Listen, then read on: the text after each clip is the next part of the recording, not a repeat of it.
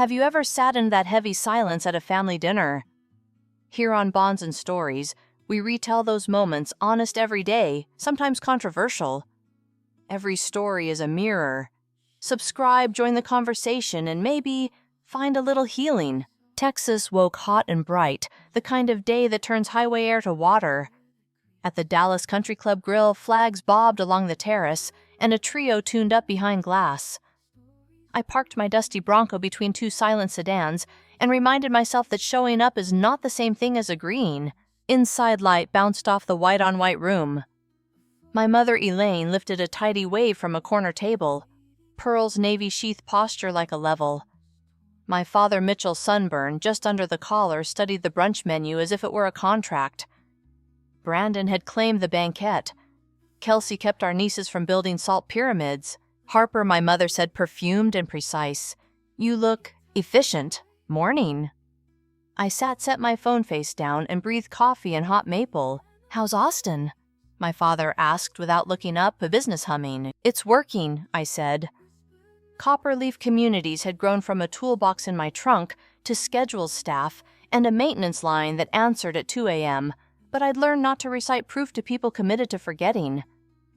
Most mornings now start in East Austin alleys, where I walk roofs with crews and check gutters for the kind of leaf mulch that invites leaks. Most nights end with Lisa's spread across my kitchen table and a pencil tucked behind my ear. Brandon flashed his showroom grin.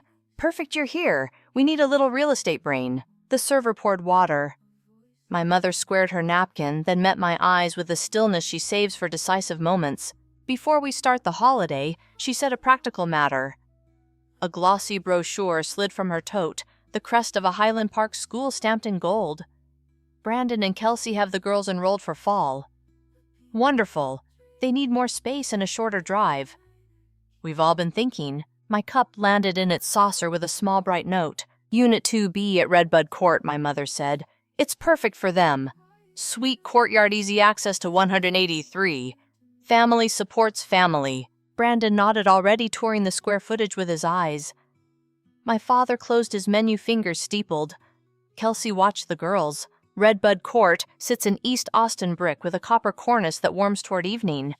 2B faces a crepe myrtle, and if you lean a kingfisher mural down the block, it is not a hypothetical to me.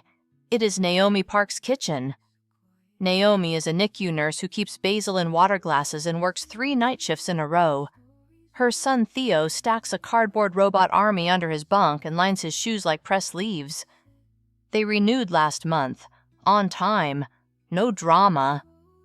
Rent hits the account like clockwork. I didn't reach for my phone. It's occupied, I said. My mother's smile thinned. You're resourceful. You'll sort it out. That's not how leases work, I said. 2B is under a current term. Brandon leaned in, elbows dimpling linen. Come on, Harp, not strangers. Think of it as reallocating inventory. Across the room, the trio slid into something cheerful. My father cleared his throat. Arrangements can be made. Offer a different unit cover costs. There has to be one open. I turned my phone over solely to anchor my hands. Notification stacked a maintenance ticket, an invoice approval, a scheduling ping. The ordinary heartbeat of a company I built by waking at 5, learning drywall from scratch, and figuring out which inspector preferred email to voicemail. I don't displace a paying tenant because our family wants a shorter commute, I said. Kelsey looked up careful and tired. We're just tight. The girls are sharing in the school. I hear you, I said and meant it. Tight is tight. Tight isn't grounds to nullify a signed lease. My mother rested her chin on her hand. You always land on your feet, Harper. Brandon has different needs. There it was, the family climate control that runs in the background so long you forget you're cold. I set my coffee down and watched its ring cool the linen. Plates arrived. The girls cheered for pancakes. Kelsey lifted syrup from a collar with a napkin that kept the amber. My father tried again. Think big picture. Your properties are assets. Assets serve the family. That's how we've always done it. My properties serve the people who live in them and the company that maintains them, I said. That's how I do it. Brandon's smile sagged. So you'll let a stranger have a better life than your nieces? Naomi isn't a stranger. She's the tenant who texted the office when a hallway alarm chirped, then changed her own 9-volt before maintenance arrived. She's the voice that asks the night manager to give new neighbors the laundry code when their fob fails. She's the reason Theo reminds other kids to wear goggles at the Saturday tool library. 2B isn't available, I said steady. My mother held my gaze for a breath, then smiled like a host revising a seating chart after the mayor cancels. We'll revisit, she said, as if the matter had a date. Order the French toast, dear. You get so thin when you're busy. I picked up my fork. Outside, heat pressed the glass. The flag by the putting green lifted once and settled. I tasted coffee gone cool. Silverware chimed polite as a bell. The first thing you notice on Redbud Court is the mural 2 stories of kingfisher blue that looks wet even at noon. The second is the shade. Crepe myrtles along the curb throw lace on the sidewalk, and the brick holds a soft heat that smells faintly like pennies. I got there early, walked the courtyard once, and checked the stairwells. The laundry door latch I'd flagged last week caught clean on the second pull. In the community room, a handwritten sign announced Saturday's tool library hours in looping block letters. Borrow a drill return with all fingers. Kelsey texted from the street. 5 minutes. Brandon added a flexing arm. My mother sent the thumbs up she uses the way other people nod. They arrived in twin SUVs that made the block look narrow. Kelsey unbuckled the girls with the focus of someone who's learned that getting out of a car can be a full sport. Brandon stepped onto the curb like a realtor about to make a sale to himself. My father took in the brick, the copper cornice, the fresh mortar tuck. My mother glanced once at the mural and kept her face smooth. Thoughtful, she said, meaning the shade. I keyed open the small gate.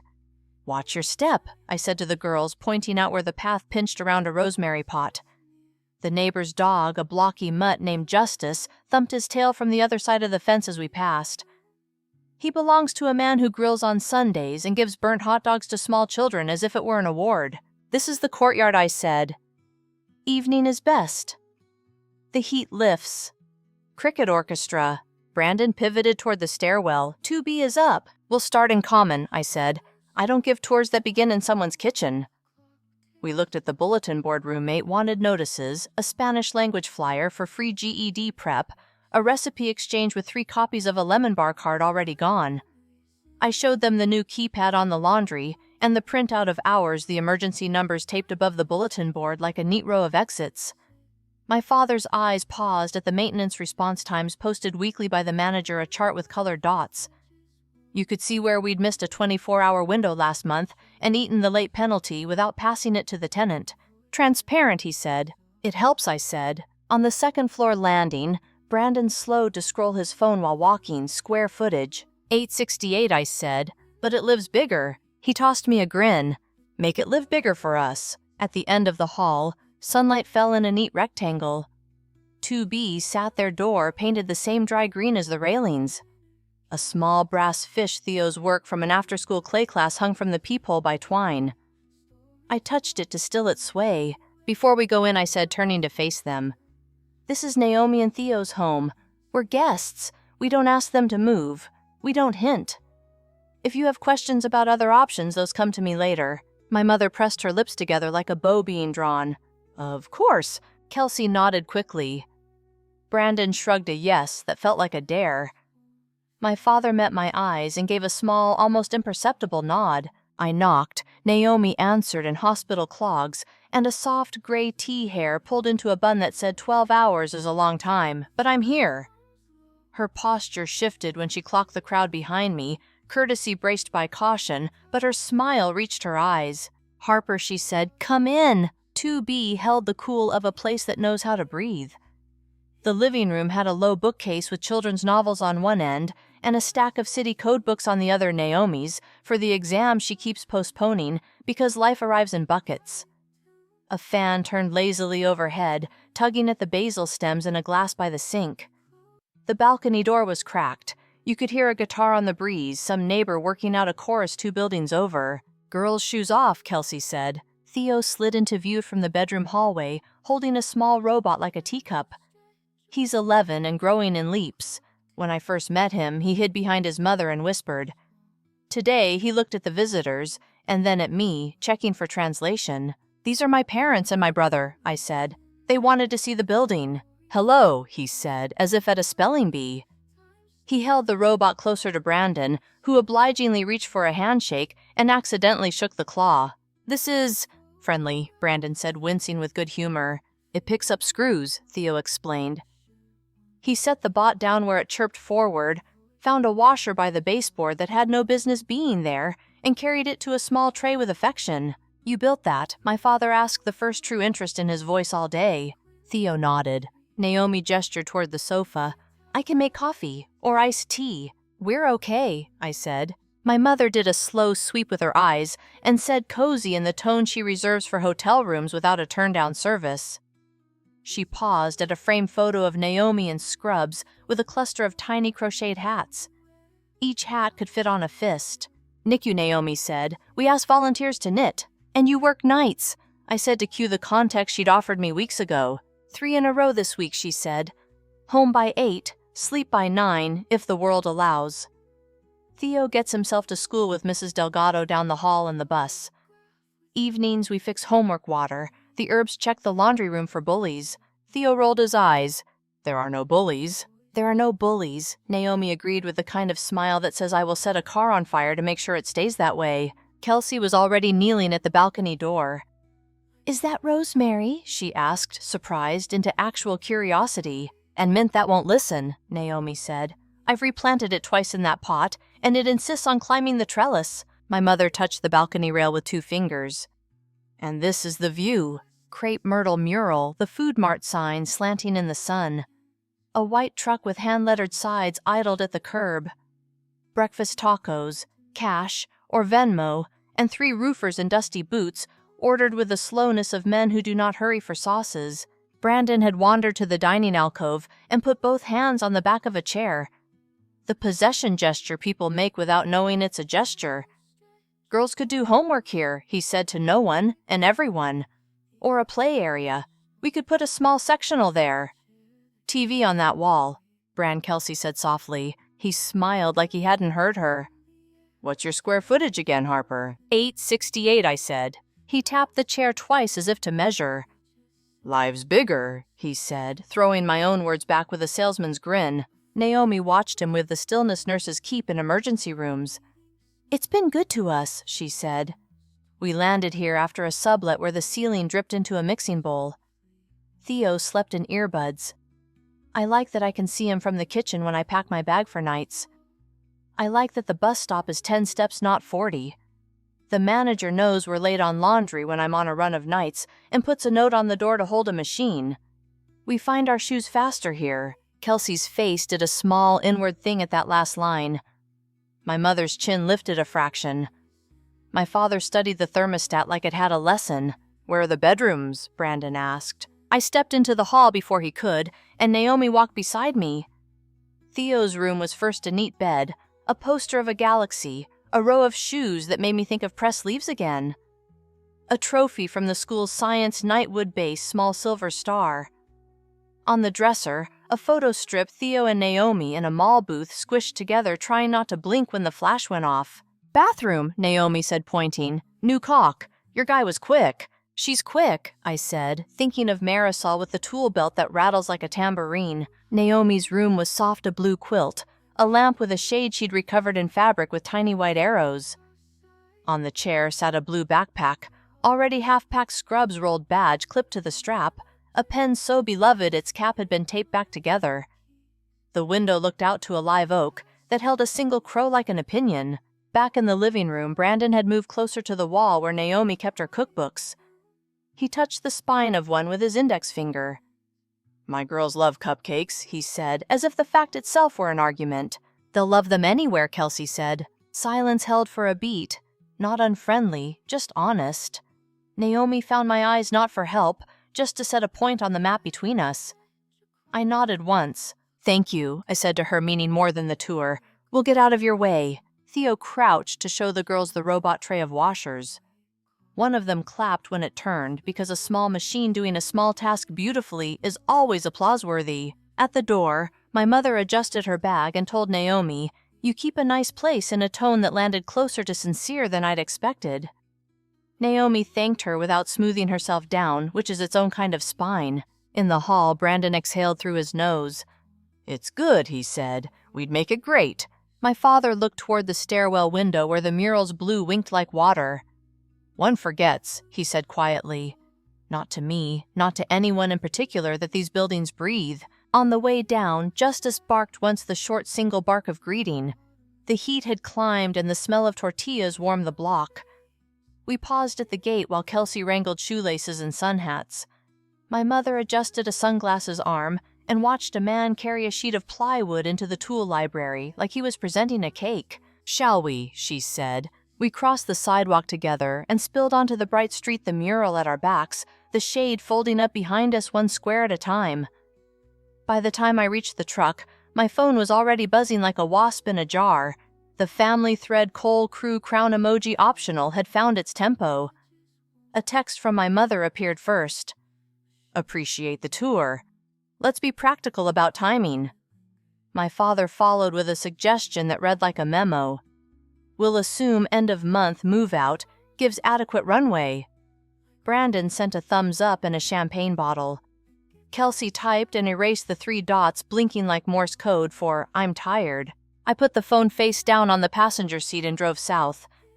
Heat shimmered off I-35, the skyline stacked on the horizon like gray blocks, cranes stepping across it in measured strides. When I turned off toward East Austin, the mural colors returned, the teal hand-lettered bodega signs, the hibiscus spray above a tire shop, the bold black "for sale" letters taped to a window that say as much about a family as a photo album. At the office, the maintenance board was already humming. Marisol had the cork map covered in pins and color strips, red for open tickets, yellow for in progress, blue for completed. SLA clock at the top, sticky notes with times like little kites. 26:22:50, she rattled off the morning. Unit 12 Osage Flats dryer squeal. Trinity Vista trash chute jam again. 2 toilets, 1 leaky sink. A raccoon with union demands. "Raccoon's mine," Deshawn said from the doorway, lifting an animal control flyer. Deshawn can coax a garbage disposal back to life using only a fork and kindness. He's polite, knocks first. "Send him to my mother," Marisol muttered. She didn't smile when she said it, which only made me want to. The board had our numbers clean and visible occupancy at 97.8. Average response time 20 hours. 3 misses in the last 30 days, marked with self-inflicted fines. Tenants don't love charts, but they love calls that get answered and hall lights that stay on. The city inspector's card sat clipped above the desk, Lisa Nguyen's name scrawled in my handwriting on a post-it next to the date we'd confirmed she'd swing by Osage Flats for the fire alarm sign-off this week. Not our Lisa, our attorney, is also a Nguyen, because Texas is big and surnames travel, but a small coincidence that made the cluster of tasks feel more containable. Coffee, then a quick walkthrough with Deshawn to the storage closet. We inventoried supplies, caulk bolts, filters, smoke detector batteries in a box labeled with Sharpie handwriting from a tenant child who'd come to the last tool library and insisted the letter should be neat because safety is serious. On my desk, the weekly manager report waited for initials tenant satisfaction survey, comments 3 pages of typed lines. "Thank you for fixing the gate. Wish the courtyard light stayed on longer. Shout out to Marisol for fixing my sink and making my cat feel seen." My phone danced again. I flipped it over. The thread had bloomed into paragraphs. "My mother-family cohesion requires mutual sacrifice. You were never one to cling to rules when people were involved. My father offers 6B at Osage Flats as a swap cover. Naomi's moving expenses, 2 months rent differential cleaning fee. This is more than fair. Brandon, we'll make it worth her while, sis. Everyone wins." Kelsey finally. "If this is a bad time, we can table it. The girls will manage." The device warmed against my palm. I typed a draft response and deleted it. I thought of Naomi's basil the way it leaned toward the balcony door. I thought of Theo's careful shoes and the small tray where a kid had taught a robot to ferry metal toward order. Then I placed the phone face down again and ran payroll. By lunchtime, Jules had read the room without being in it. She arrived with 2 banh mi and a plastic tub of strawberries, announced food truce, and sat cross-legged on the visitor chair like a cat that had decided on me. "How was the tour?" she asked, chewing. "And did anyone try to measure a wall with their ego?" "You know Brandon," I said. "Did he?" She pantomimed, bracketing the air with her hands.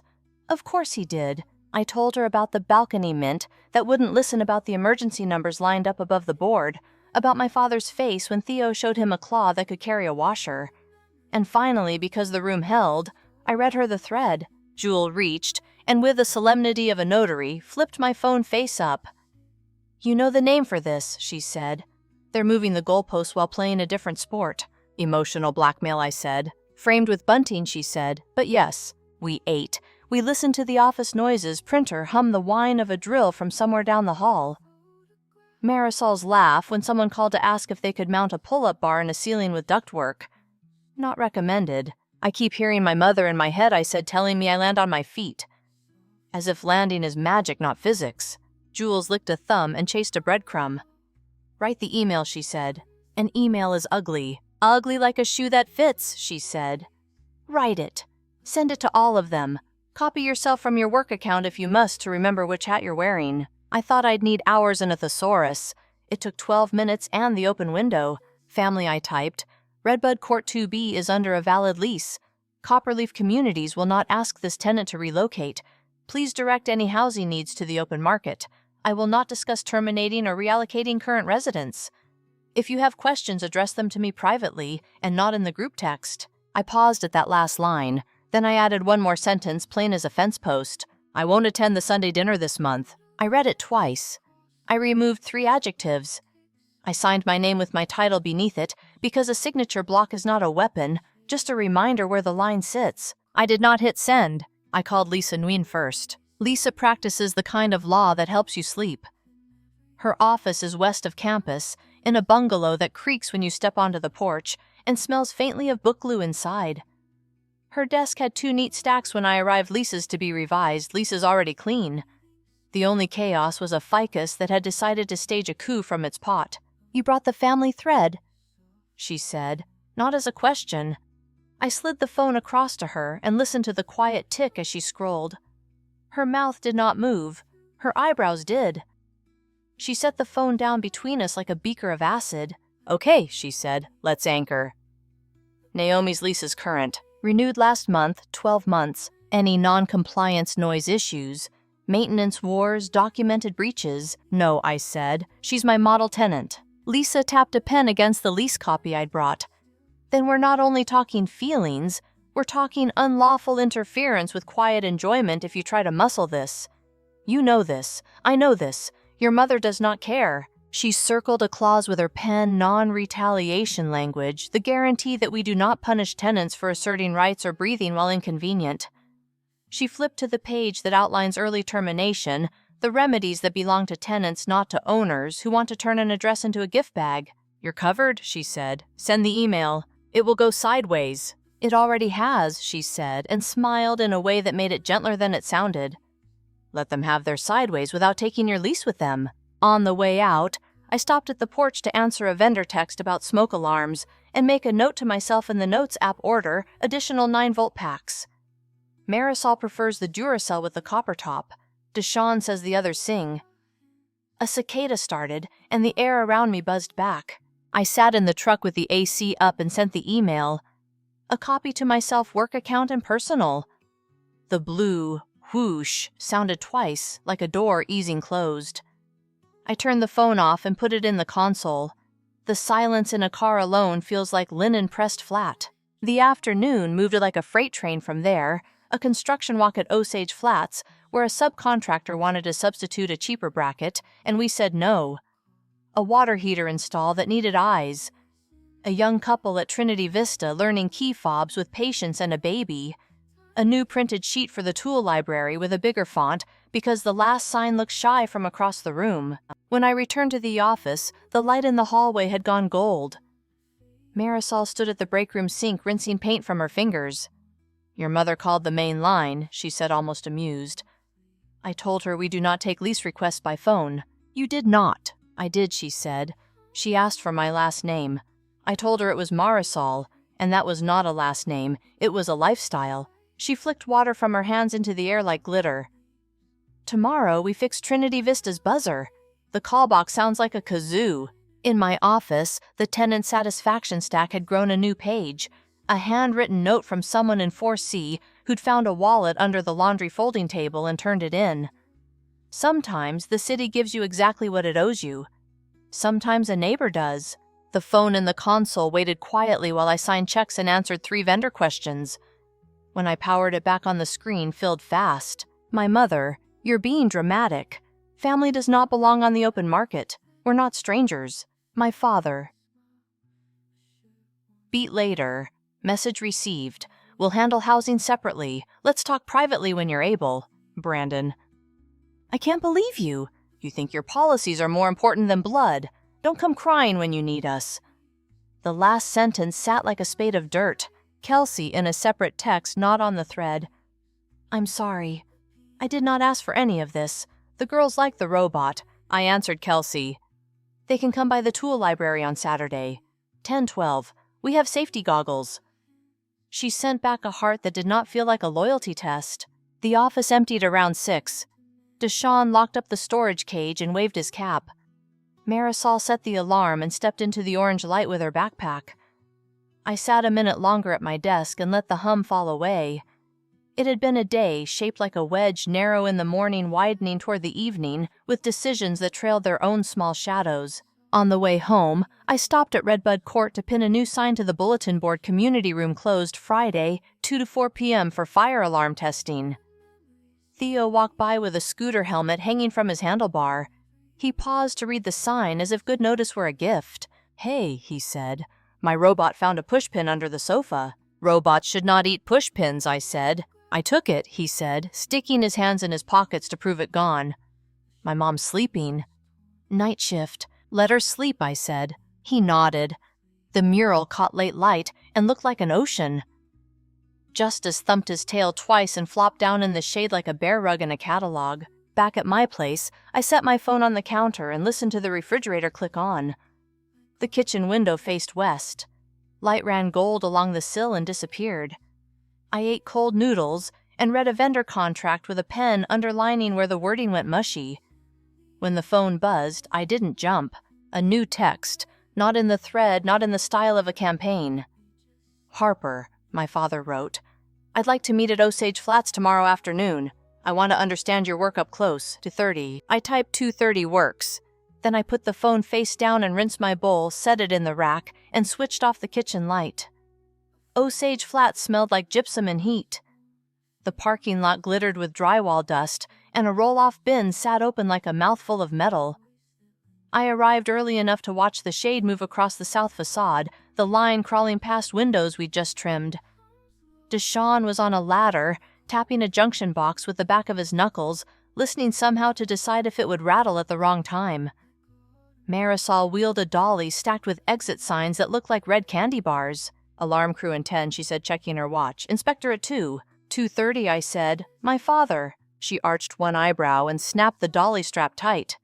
"Then it's a full house." Inside the lobby, the floor was down to concrete, cool and honest. Painter's tape sprouted from walls like small blue flags. I traced the punch list with a fingertip cock hairline at stair B, touch up over Unit 11 peephole, door closer for laundry room, then took the stairs 2 at a time because elevators that don't yet run don't yet break. On the 3rd floor corridor, the fire alarm technicians unspooled bright cable, like light in a magician's hand. Their foreman, a man with forearms like dock rope, handed me the submittal binder. "Device schedule," he said. "Annunciator pull station sounders, strobes, batteries." We powered up, all greens. "We'll see," said a voice behind him, brisk and dry. Inspector Lisa Nguyen wore a hard hat and a shade of lipstick I had always wanted to try but never remembered to buy. She tapped the binder with a pen. "Walk me through." "I'll try not to fall in love." We moved. Pull stations pulled. Strobes strobed. The panel sang a tone like a gentle emergency. Marisol ran point radio, clipped to her pocket braid, swinging as she ducked into a stairwell to test the door magnet release. Deshawn held the corridor door with one hand and answered a tenant call with the other, telling someone at Trinity Vista that, yes, the buzzer would stop sounding like a wounded kazoo. I watched the inspector's eyes. She had the look of a person who prefers to be pleasantly surprised rather than disappointed on schedule. We hit the lobby panel again. She signed the last page with a flourish that made the pen look heavier than it was. "Tags on," she said. "Certificate follows tonight if the city server remains in its temper." "Thank you," I said. "Thank your crew," she said, tapping the binder closed. "Clean work. I don't have to say that often." At 2:28, a silver sedan pulled into a spot crooked enough to confess a thought elsewhere. My father got out with a caution I recognized new ground under old shoes. He wore a sport coat in a fabric that understands air conditioning, and a tie he had loosened by sheer moral force. "Harper," he said, as if the name itself needed both of us present. I handed him a hard hat and pointed to the chin strap. "It's required." He looked at it like a dare and clipped it anyway. The lobby echoed him. He walked slower than he does in a showroom, eyes touching the taped edges and the greased hinges pausing at a wall where a rectangle showed a shade older than the new paint. "Missed a patch," he said, almost pleased to find a flaw he could name. "Scheduled for 4 o'clock, Marisol said from behind him, and he turned to see her, to see that someone besides me knew the patch and had already written its day. We stood by the annunciator panel. He read the labels, L1, L2, stair A. Stair. B, like a man figuring out a map of a city he's lived in for decades but never studied. Who's responsible if... He began trailing off as if the if were too heavy. "I am," I said. "And then the person whose name is on that task, and then if they need the person whose name is on theirs." He nodded in a slow way that read as respect, without admitting he had any to give. We rode the stairs. On the second-floor landing, he held the door for a laborer pushing a cart of tile. The laborer said "Thanks, boss," and meant the person holding the door, which made my father's mouth do a quick surprise quirk. Outside 211, the plaster crew worked a corner trowels, whispering in a language only they spoke. My father watched the sweep of wrists, the pull of light across wet mud, the speed that didn't look like speed. "How do you know a good job from a bad one?" he asked. Not as a challenge, but as a genuine curiosity that felt new in his mouth. "Corners," I said, "and the way you don't think about them later." On the roof, the air pressed close. We walked. The parapet stopped at a condenser pad where a label curled in the sun. I smoothed it and pressed it flat. He watched my hand. He looked at the view, the city in slices blue cranes like insects frozen mid-gesture. "Your email," he said, finally the words arriving as if shipped under care. "Clear." I let the roof hum fill the beat between us. "I read it twice," he said, "then read it to your mother. It sounded like something you sign." "I did sign it," I said. He leaned on the parapet with both hands and stared at the parking lot until it offered no answers. "Brandon is..." He lifted one hand and let it drop. We reviewed the accounts. "There's more debt than makes sense. He is not a criminal. He is not careful." I waited. The rooftop is a good place to practice listening. The city will talk if you let it. I told him my father said no more rescues. He meets with a counselor at the bank for a plan. He says I'm humiliating him. I say I'm tired. He reached into his jacket and produced a long envelope that had been folded once, and then reflattened a crease bisecting the return address. He placed it on the parapet between us like a bridge made of paper. "This," he said, "is a check. 20,000. Years ago, your mother and I gave Brandon help for a down payment. We did not do the same for you. We should have. This is late." Heat pressed the paper flat. A dragonfly tilted over the parapet and vanished into the wash of light. I didn't pick up the envelope. I didn't push it back. I put my hand on the concrete and let the grit print my palm. "I don't know if it fixes anything," he said. "It feels like a number I can say out loud." "It's a number," I said. He let go of his breath. "There's one more thing.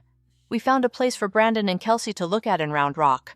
3-bedroom 1960s ranch carport schools he can say out loud with a straight face. It needs work. I don't know what work means anymore." "You do."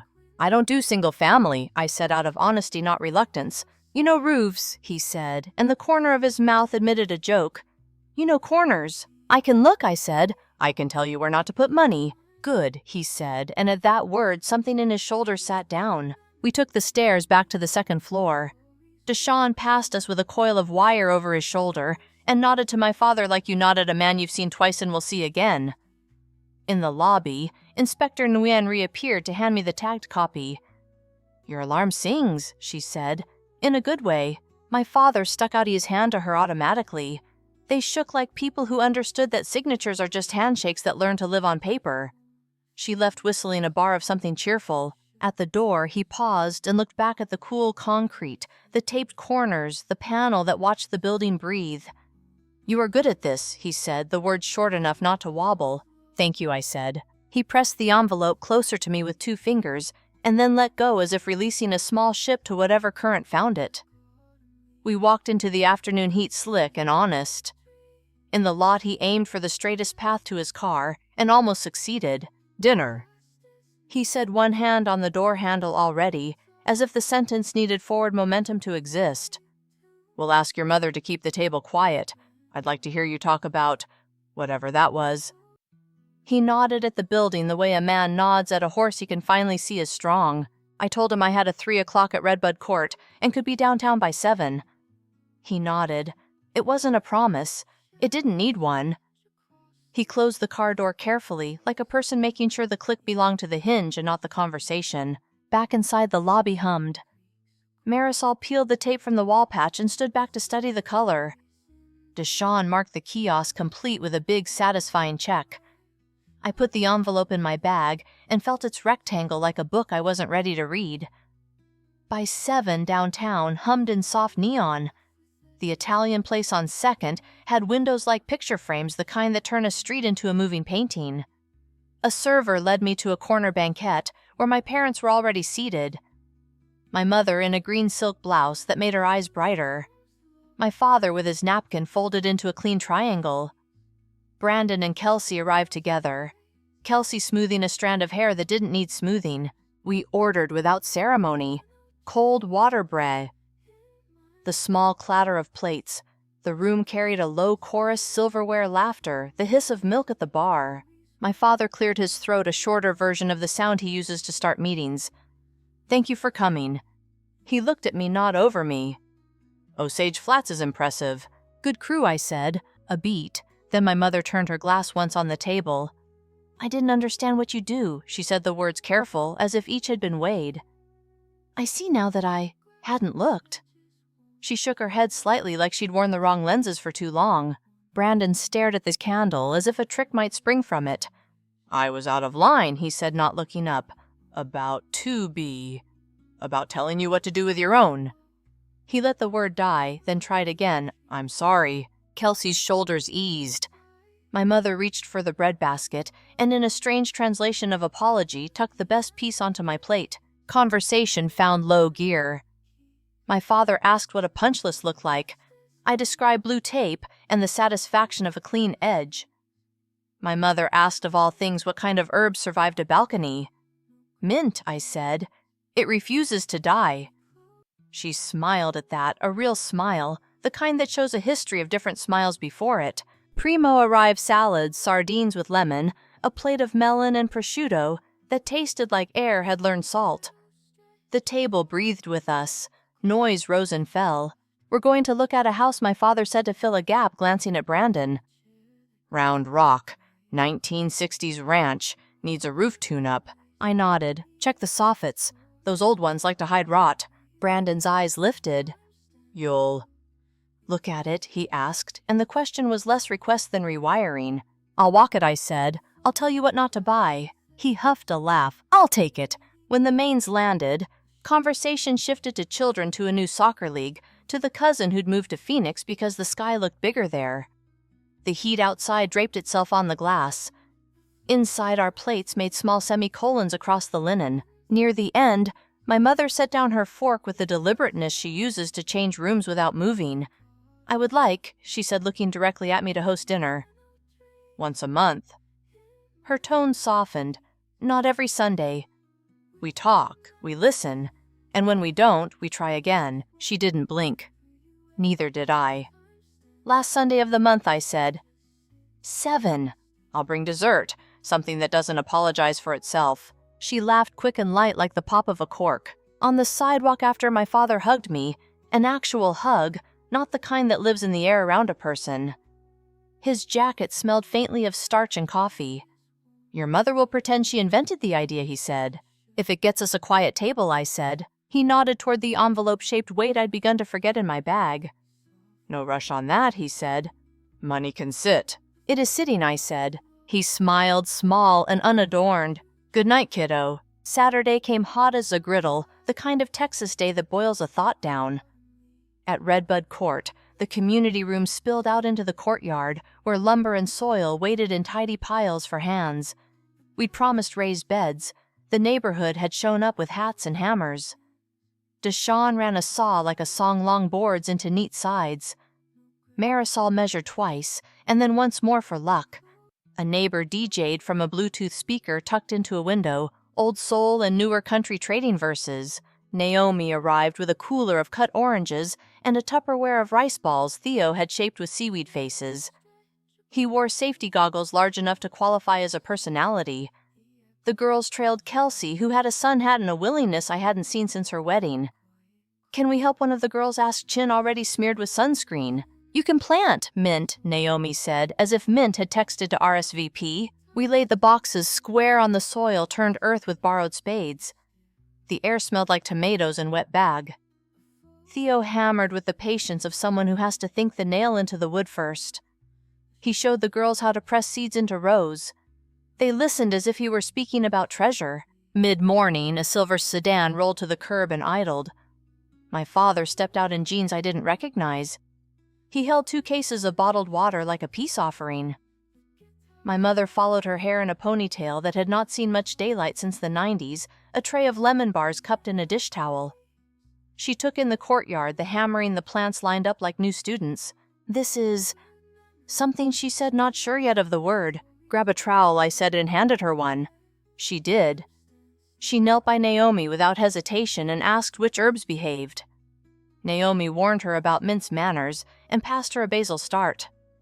My mother dug a neat hole, the kind a woman digs when she is committed to digging only one, and set the plant in patting the soil like a small shoulder. My father wandered to Deshawn, who was explaining the difference between a pilot hole and a prayer.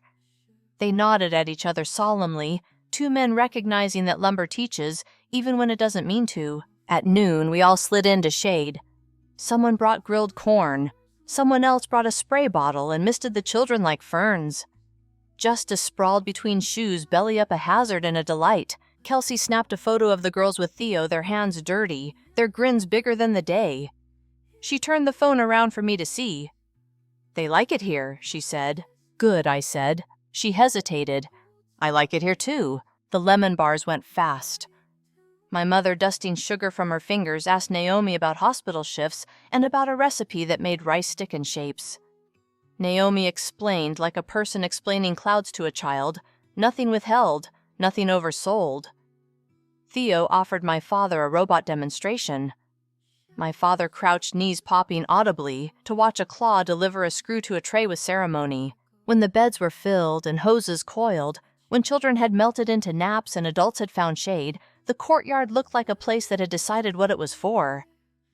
We left the gate propped with a scrap of cedar so the breeze could practice. A month later, the ballroom at the convention center glittered in that particular municipal way. Round tables under rented light, a podium flanked by flags that had met themselves in too many rooms. The Austin Civic Builders plaques waited on a draped table, small cities etched in glass. The program said Community Impact and Operations Excellence under Copperleaf Communities, which felt both too big and exactly right. I had invited my parents and Brandon and Kelsey. I had also invited Naomi and Theo, who arrived in their best Naomi, in a blue dress with pockets, Theo in a blazer that tried to keep up with his shoulders. Marisol and Deshawn came straight from a shift uniforms pressed into something festive. Jules wore a tuxedo jacket over a band tee and refused to apologize for it. We sat together near the back left. The MC told 3 jokes, 2 of which landed. A developer in a sharp suit thanked his mentors. A nonprofit described a tiny house village in a voice that reminded the room why water matters. When they called our name, I walked to the stage. The lights warmed my shoulders. The plaque felt heavier than it looked. From the microphone, the room blurred into an arrangement of colors: blue, of my mother's scarf, the brick red of Deshawn's jacket, the white edge of a napkin someone had folded and refolded into a ship. I spoke not long. I thanked the crew. The tenants who made hallways into neighborhoods, the city inspectors who liked their panels to sing on key. I didn't say more than needed. The plaque was already saying enough. Back at the table, Theo reached into the pocket of his blazer and produced a small object wrapped in tissue. Made you something, he said, serious as an oath. Inside was a tiny brass fish twin to the one on 2B's peephole, this one with a stamped H. He had punched the letter himself, he explained, with a kit borrowed from the tool library that had a deposit and a promise attached. My mother dabbed at her eyes with the corner of her scarf. My father, who rarely performs public feelings, laid a hand flat on the table and left it there as if to say stay. Brandon clapped me on the shoulder with the kind of grin that has finally learned its own size. On the way out, we moved together in the mingled flow of suits and heels and union shirts worn with pride. The glass doors breathed the night in. Outside, the heat had given up some of its argument. Congress Avenue held its light steady. Somewhere a bus sighed. Jules pressed a palm against my plaque and pronounced it correctly heavy. Naomi tucked her arm through mine for half a step. Theo walked ahead, the small fish in his fist, testing the weight of a thing that can hang on a door and say a home is a home. Thank you so much for listening to today's story. If this story resonated with you or made you reflect, I'd love to hear your thoughts, so feel free to share them in the comments below. And don't forget to like, subscribe, and hit the notification bell so you won't miss the next story. I'll see you next time as we continue exploring more journeys and lessons together.